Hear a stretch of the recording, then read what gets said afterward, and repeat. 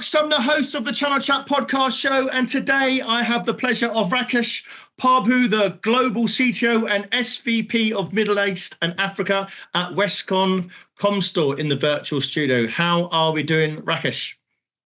Oh, thanks for having me. Great to be here, join you on the chat. I'm doing very well, thanks. Good. Now, Rakesh, normally, anyone that knows me, normally I scour through someone's LinkedIn profile and I look at something and to almost like talk about first of all. And the first thing I noticed about yours was in your profile, which says, quote unquote, a gadget geek with a passion for business, technology, and the continent of Africa. And then I looked down your profile and I thought, okay, he started at university in South Africa in insurance risk management and information technology. So there was obviously a passion early doors before you actually even went into tech. So take me right back. What made you take the degree in insurance risk management and information technology, and that you're a gadget geek? Yeah.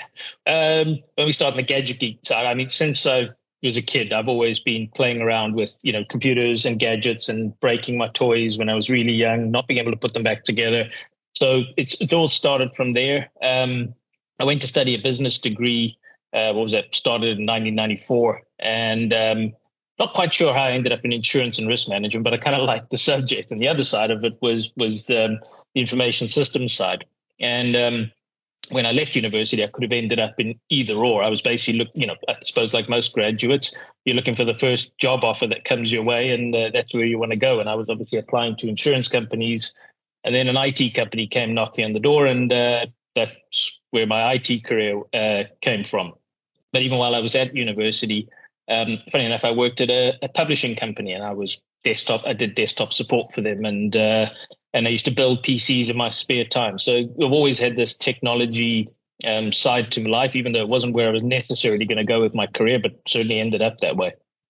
Okay. And so when you initially started at Dimension Data, you actually got a job in project management, didn't you? So it wasn't maybe technical to start with. So what made you go into project management? It was project management and a bit of product management, I suppose. So, really it sort of evolved into a pre-sales type role. So there was, the technical background and, helping talk to customers around what they needed from the technology, and putting together bills of materials and configurations.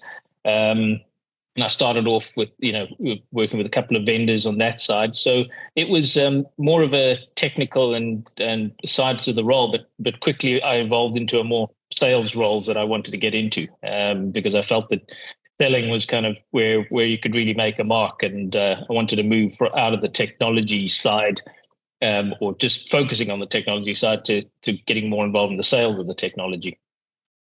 And then you took the role as MD role. So led the MD of East Africa. So tell me about that journey, because that's most people in the industry, they're wanting to go into sales, or they might go into project management, but not many end up going into a managing director role. So how did that come about? We funny enough, in those days, we were just expanding across the continent of Africa. And, I guess there wasn't a very long queue of people who wanted to travel and go and live in a different country. And I had 2 young children at the time, my wife. And one of the guys said to me at the office, hey, would you be interested in doing this? All about, I've been in the business a long time and knew all about the different things we did, but they were starting up the business in East Africa. And so said, would you be interested, and would you want to move to Kenya? I'd never considered it before, but I think that's how my career has generally progressed, is always look for different opportunities and something nobody else was looking to do. Came home, spoke to my wife, and she's hugely supportive of these kind of things, even if I've got some crazy ideas every now and then. And I think in a month or two, we were packed up and went to live in Nairobi for 5 years, which was an amazing journey. It was brilliant. It was like running a startup in a big organization. So I learned so much very quickly, and it was a brilliant adventure. And your last role at Dimension Data, Chief Information Officer. So tell the listeners, what would you be doing in that sort of role? What is a Chief Information Officer? Well, basically running internal IT. So our internal systems, tools, everything from managing a team around the help desk right through to all the applications and all of the strategic projects. And I guess I was asked to take that role on is because I'd spent so much time in the business, was to go and look at IT from a business perspective and make sure that we were, delivering what the business needed to achieve its goals at that stage. And then you joined Westcon. What made you make the transition into distribution? Midlife crisis, I guess. I was just about turned 40. I think it was still 39. Yeah, I was at that stage. And I'd been with Dun & Internet almost 20 years, a wonderful experience, but I also felt that I needed to do something different. And, when I started talking, I started thinking, but is distribution going to be really different, because it's all IT. It seemed a little bit different to me at the time. And then, of course, I joined and it's a completely different side of the technology industry. But again, it's been a brilliant journey and I've absolutely loved it because I've learned so much more. And, normally in a systems integrator, you're dealing with the end users and what they need. As a distributor, you're dealing with all of the systems integrators, all of the partners. So what were our competitors became my customers now, and having to see the different sides of the industry from big players to small players and working with them, and they all have different needs and requirements, has been a great learning curve and a lot of fun as well. And you've worked your way up, Rakesh, to a CTO role. Now, you're the first CTO I've actually had in the studio, and I'm not sure if it's because normally I said to you before, do I think CTO roles are dull or they're just information technology people? But tell me about for the listeners, what does a CTO actually do? Well, so I guess within Westcon, my role is probably not a traditional CTO role that you might find at a vendor or at an integrator. My job's to really look at our commercial technologies, the technologies that we have in place that either help our people internally or to help our partners, our customers.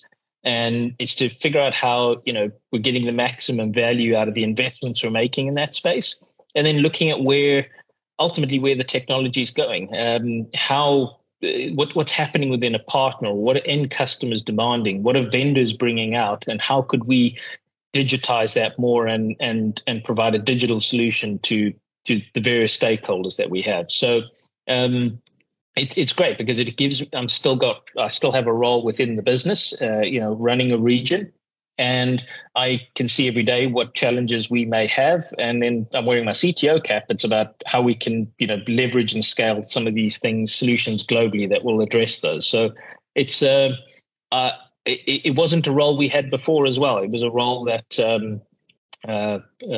my boss, our CEO, David Grant, came up with. That it was something he felt we needed as we were going through sort of the next wave of our digital transformation, and somebody needed to take ownership of that.